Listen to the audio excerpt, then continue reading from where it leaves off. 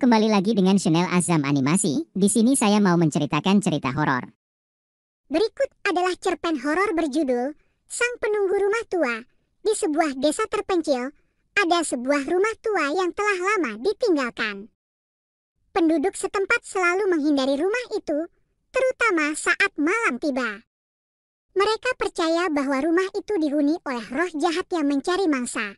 Suatu malam, seorang pemuda bernama Adi yang tidak percaya pada tahayul memutuskan untuk membuktikan bahwa cerita-cerita itu hanyalah omong kosong. Dengan penuh keberanian, ia memutuskan untuk menginap di rumah tua tersebut. Adi membawa senter, beberapa lilin, dan tas berisi makanan dan air. Ia berencana untuk menghabiskan malam di sana dan kembali pada pagi harinya untuk membuktikan bahwa tidak ada yang perlu ditakuti. Saat Adi memasuki rumah itu, udara dingin menyambutnya. Debu tebal menutupi setiap sudut, dan suara derit lantai kayu menambah kesan angker. Namun, Adi tetap melangkah dengan percaya diri. Ia menyalakan beberapa lilin dan duduk di ruang tamu, mengeluarkan buku untuk mengisi waktu. Waktu berlalu dan malam semakin larut. Adi mulai merasa ngantuk ketika tiba-tiba mendengar suara langkah kaki di lantai atas. Jantungnya berdegup kencang, namun ia berusaha tetap tenang. Mungkin hanya tikus, pikirnya. Namun, suara itu semakin mendekat dan terdengar semakin jelas. Adi mengambil senternya dan perlahan naik ke lantai atas. Di ujung koridor gelap, ia melihat pintu kamar terbuka sedikit. Dengan tangan gemetar, Adi mendorong pintu itu dan menyorotkan senter ke dalam kamar.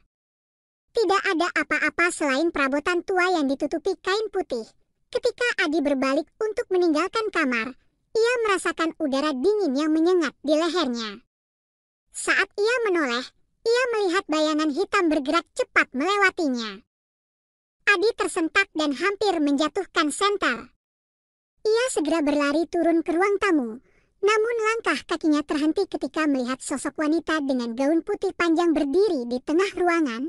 Wanita itu tampak pucat dengan mata kosong yang menatap langsung ke arah Adi. Tanpa mengucapkan sepatah kata pun, wanita itu mulai mendekat. Adi merasakan kakinya lemas dan tidak mampu bergerak. Wanita itu kemudian mengulurkan tangannya yang dingin dan mencengkeram lengan Adi.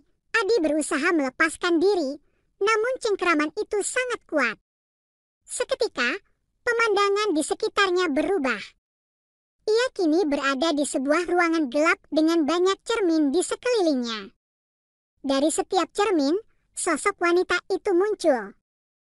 Menatapnya dengan tatapan kosong dan senyum menyeramkan. Ketakutan yang luar biasa menyelimuti Adi. Ia berteriak minta tolong. Namun suaranya tenggelam dalam keheningan ruangan itu.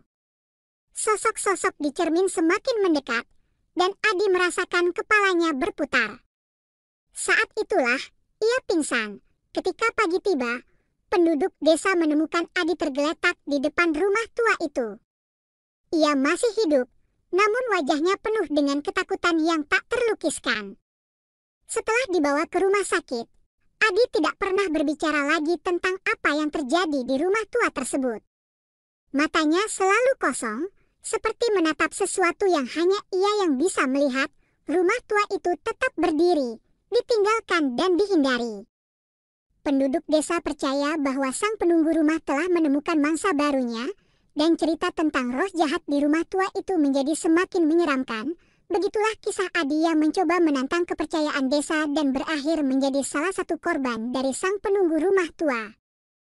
Udah segitu dulu ya. Jangan lupa di subscribe ya teman-teman.